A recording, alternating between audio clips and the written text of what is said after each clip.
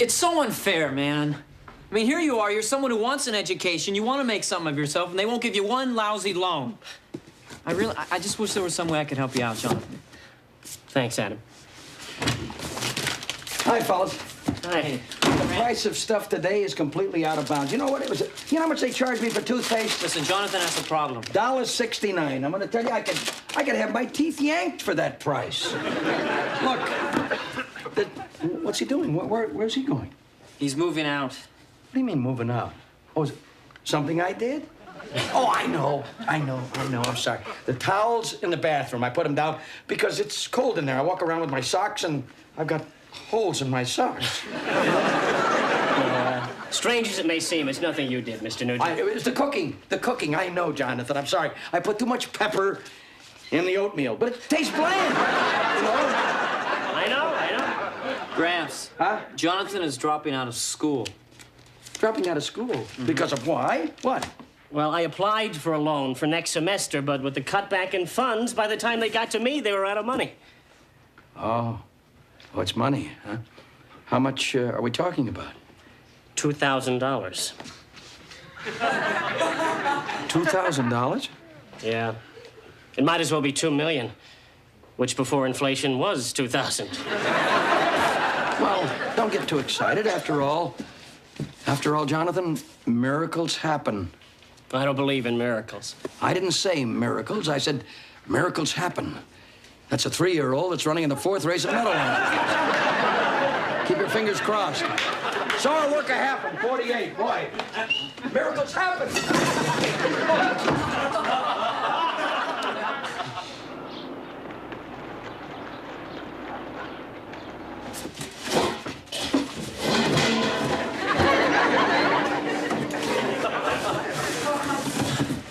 Moving is so much fun.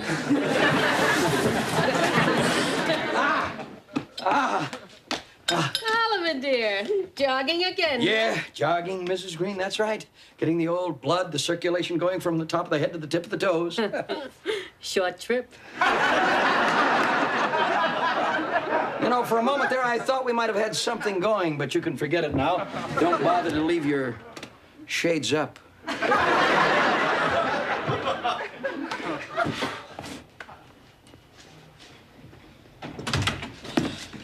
All right, put everything back in its place, Jonathan. You're not moving 1 foot off this campus.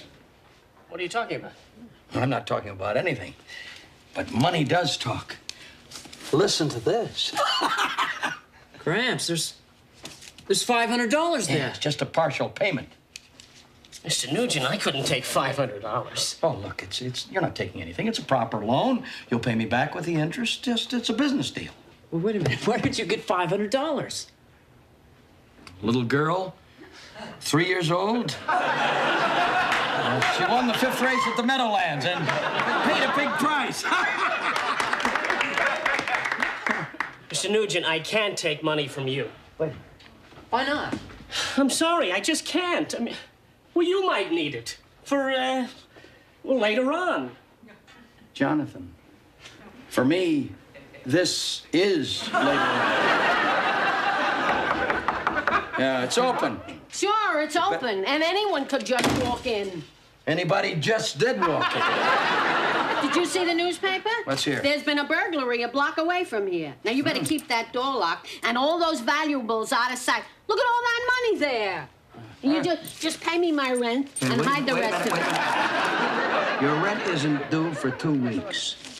Now that she's talking about that burglar. Come on now. Hey, Please. look at Jonathan. Take this money. I The can't. burglar may get it. Now, put it away. Put it away. I don't know what to say. I promise I'll pay back every cent of it. I know you will. Yeah, well, thanks an awful lot. It's okay.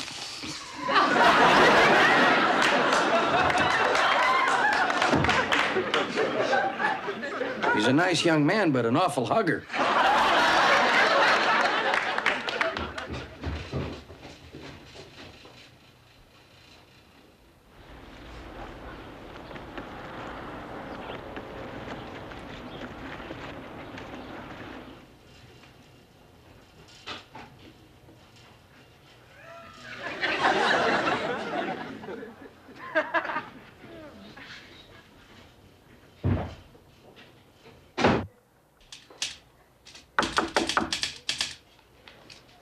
Don't get up.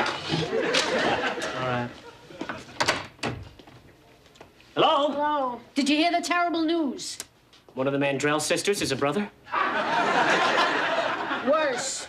This is really very disturbing. I almost hate to tell you about it. Tell us what? There's bad news, good news, and bad news. There's been a burglary right here in our very own building. Oh, well, what's the good news? The police got a good description of the burglar. Well, that's great. Now, what's the bad news? He's short, chubby, wears a gray jogging outfit and a baseball cap. You're putting us on, right? May I vote for rent control if I'm lying? Mrs. Green, you're not really implying that my grandfather I'm not implying, I'm reporting. Me and Howard Cosell, we tell it like it is. I'm sorry, but I absolutely refuse to believe that Mr. Nugent would steal. Well, of course, neither do I, but maybe not as Mr. Nugent. Maybe it's one of his other personalities, like Robin Hood. Mrs. Green, what are you talking about? I'm talking about what happens sometimes to men's minds when they get older. My first husband, may he rest in peace, he went through periods of confusion in his last years. Once he thought he was a soldier, once a circus clown, once a department store. Hold it. So you think Mr. Nugent is vacationing in Never Neverland, huh? It could be. Well, I don't think we should jump to conclusions. Right, neither do I. And Mrs. Green, whatever you do, don't mention any of this to Gramps, okay? Oh, Adam, please. Me, I'm the soul of tact. Mrs. Green? Hi there, Macy's.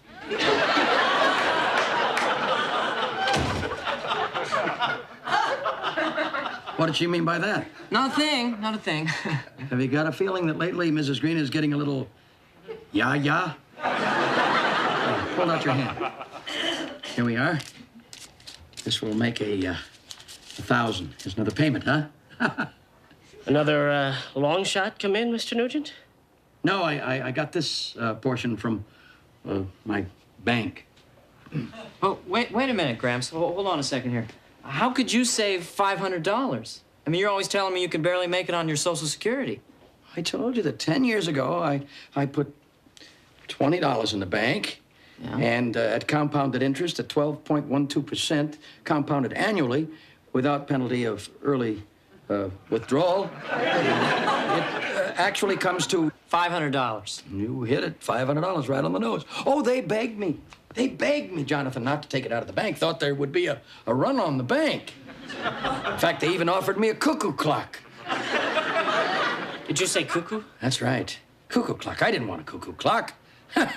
Well, I'll get some more of my money out of my other banks for you. I mean, cuckoo clock. Can you imagine offering me a cuckoo clock? When I want to know what time it is, I'll look at my wrist. I don't need a fat bird with a lot of feathers. He's never had this much money before. So, where do you think he's getting it? Where do I think he's getting it? Yeah. You want to know what I think? I think we shouldn't think about it. That's what I think.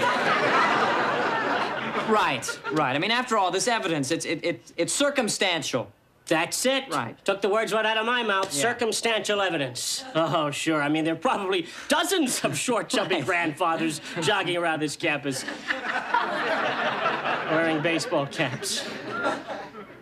Aren't there? Please.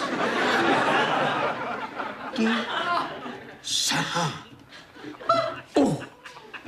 Huh? Lord of choppy tea. Dee-da-bum. Do-do-boom. Boom, boom, ba-doom. Ba-doom. Come on, Ollie. Don't take all night to throw away one card. Bernard, I happen to be thinking. Well, I wish you would hurry up with your thinking. Because when we started playing, I had hair. I'm going to give you a card that you can't possibly use. Do with it what you may. Jen. 45 points. 45? I don't want to hear about that.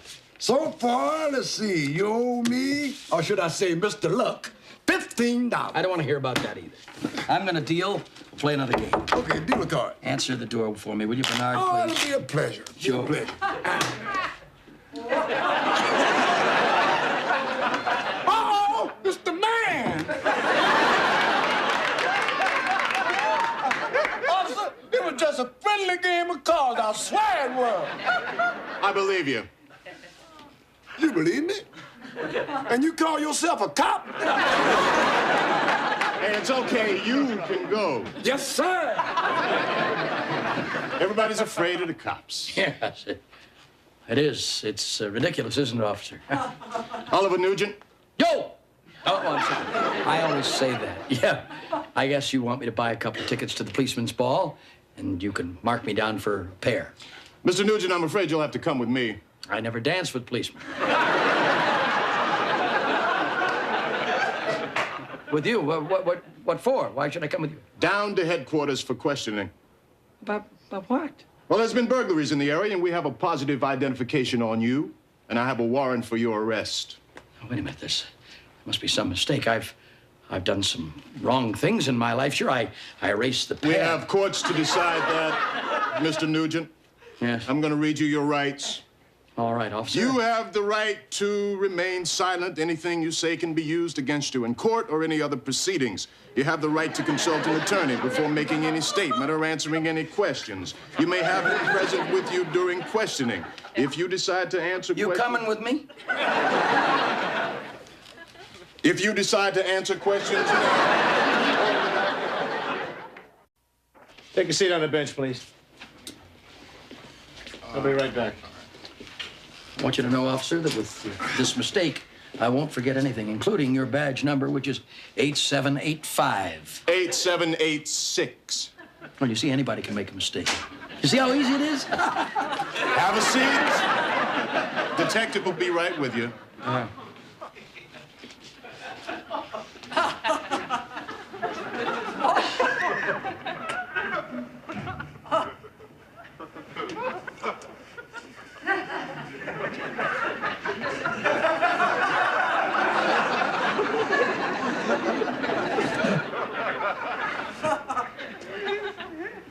Did I hurt you?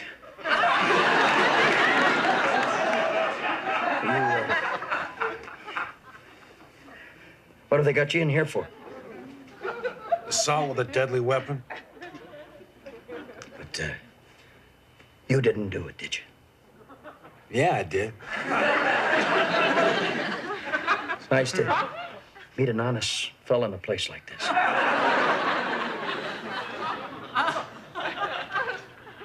What did they grab you in here for? Second-degree murder. Would you like to talk about it? Yeah, I mean, would you like to get it off your chest? Just forget I ask any questions. Listen, I'm telling you that Reagan was an actor before he became president. Boys, I'm so glad both of you are here. Mrs. Green, you're looking rather frazzled. What is it? Yeah, is anything wrong? Yeah, Bernard, you tell him. Adam, He and your grandfather were here playing cards. and then when they... Tell him about the policeman. What policeman? What The policeman? one who came here looking for your grandfather. A policeman came to the door? Don't interrupt. Bernard, go And ahead. then when they get... And tell him about how he took him away in handcuffs. And then I'm... Handcuffs? Gramps? That's the reason I wanted Bernard to tell you. I didn't have the heart to do it. Wait a minute. My grandfather's in jail? I'm afraid he is, Adam. I better go call my dad. You think that's a good idea? I mean, he and your dad don't exactly hit it off. I know that. I'm gonna call him anyway. Mr. Nugent in jail. For me? Bernard, you believe he's innocent, don't you? Well, of course the man's innocent. Because if he was guilty, he'd be back on the street by now. I'm Detective Marone. Yes, nice to know you. Well, I can see that you're busy. Maybe we can do this another time. Sit down. Oliver Nugent? Yo! Yes. Age? 66 and innocent. Innocent. You running a gray jogging outfit? Yes, I run in a gray jogging outfit. Wear a baseball cap? Yes, I wear a baseball cap. Short and chubby? No, just a normal-sized baseball cap. I was talking about you. Well, what do you think? Short and chubby. Look, that's not going to be a part of my permanent record, is it? I was going on a diet next week with stretching exercises and everything. Look, Detective Marone, you do believe that I'm innocent, don't you? Hey, Nugent, Yo! you got a visitor. Who is it? Your son-in-law.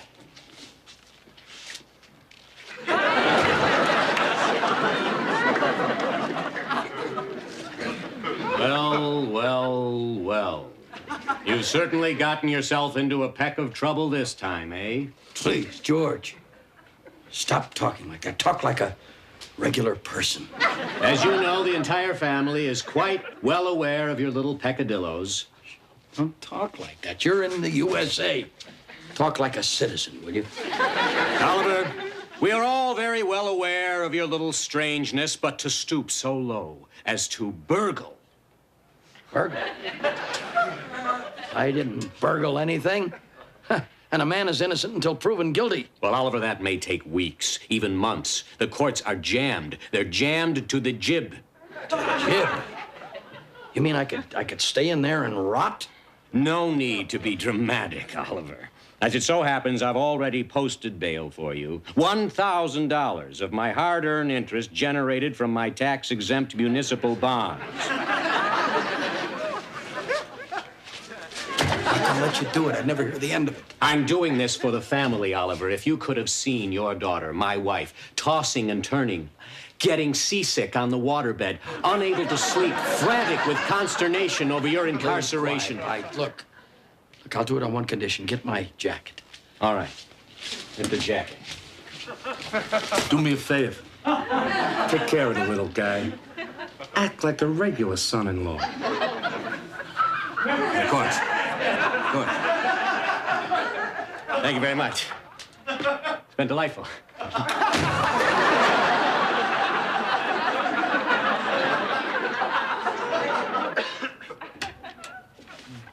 Hi. Hi. You know, I gotta get a smaller ball. Where's your grandfather? He's out jogging. Oh. You know, it's really good to have him home again. Yeah, but just until the trial. Yeah, I know. I never thought I'd say this, but if he wasn't living here, I'd really miss him. Well, why don't you tell him that? I know he'd love to hear you say that. It's not easy for me to say things like that. I know. Maybe I'll write him a note and have the guard pin it to his pillow.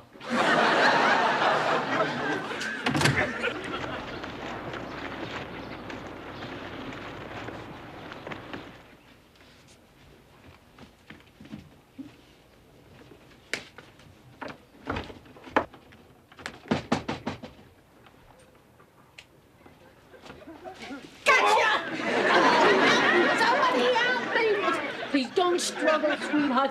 The most I'll give you is 3 to 5. I'll wait for you. Mrs. Green, what are you doing? I caught him trying to get into an apartment. I couldn't let him do that while he's out on bail. Hey, Mrs. Green. Mrs. Green, you don't have to do that. There's computer dating. Gramps, that's not you. Of course it's not me. I am me. Well, then who's Mrs. Green writing? The real burglar. That's right. Mrs. real Green, burglar. call the police. We'll hold him. Hold me back, Mrs. Green. Yeah. Don't let me get my powerful hands on him. No, Oliver, he looks just like you. Well, of course he does, don't you see?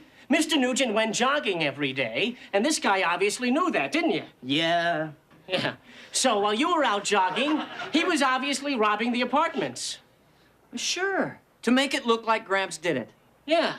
However, he made one fatal mistake. What's that?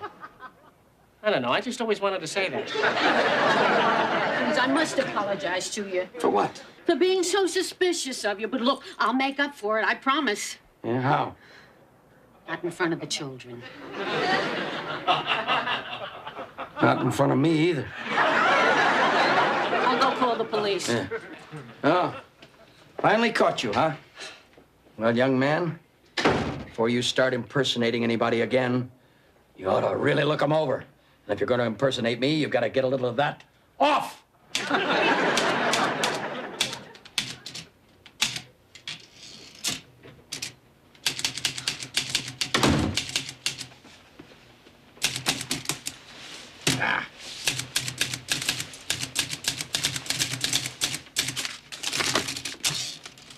Hey, what are you doing?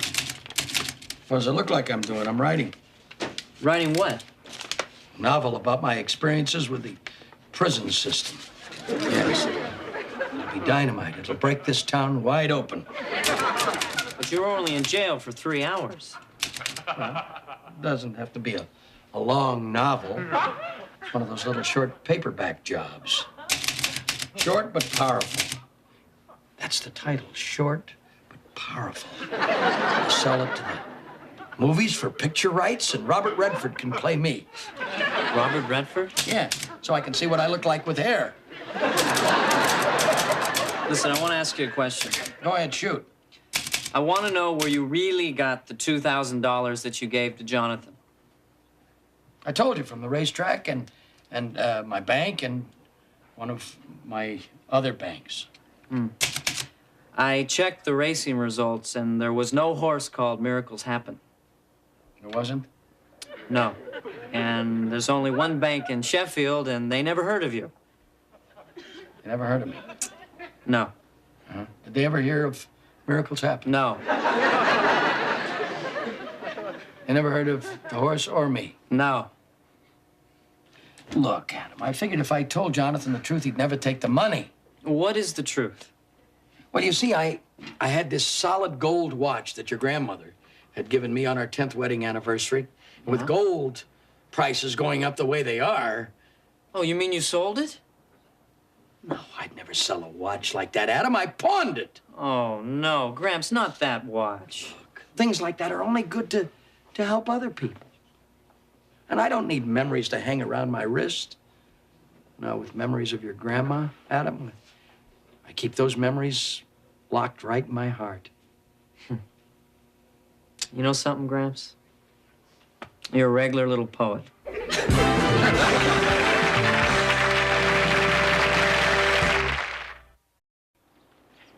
Hey, I haven't heard you typing lately. Huh? How's the novel coming? Oh, I dropped it. Why? I thought you were doing great. Why'd you drop it? Well, I didn't drop the book. I dropped the typewriter. Gramps? Yeah? Why'd you drop the typewriter? Don't be a wise guy. Come on, you keep up with me if you can. All right. It'll be tough. I'll try. Wait a minute.